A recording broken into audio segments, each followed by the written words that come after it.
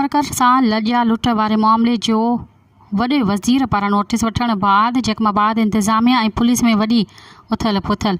डीसी जैकमाबाद ज़हूर हुसैन मरी खे हटाए संदसि जाइ ते डीसी कश्मीर कंधकोट अमीर फज़ल अवैसी खे ॾिनल इज़ाफ़ी चार्ज बि वापसि वरिती वई। यूनिवर्सिटी एंड बोर्ड्स डिपार्टमेंट जे एडिशनल सेक्रेटरी इब्रार अहमद जाफ़र जैकमाबाद जो नओं डीसी मुक़ररु। अमीर फज़ल अवैसी खां इज़ाफ़ी उहिदे जी चार्ज संभालण खां अॻु ई चार्ज वापसि वरिती वई। वरी वज़ीर मुराद अली शाह जी हुकूमत ते गुज़िरियल ॾींहुं जैकमाबाद जे डीसी ज़हूर मरी एसएसपी सुमेर नूरचन्ना ऐं डीएचओ इरशाद खे हटाए वियो हो। एसएसपी सुमेर नूरचन्ना जी जाइ ते वाध जांच एसएसपी कश्मीर बशीर अहमद बिरोही हवाले। वरी वज़ीर मुराद अली शाह जो चवणु आहे त सिंध सरकार पोलियो वर्कर जो तहफ़ुज़ यक़ीनी बणाइण लाइ पुरअज़म आहे। इन मामले में कंहिं बि क़िस्म जी कोताही बर्दाश्त न कई वेंदी।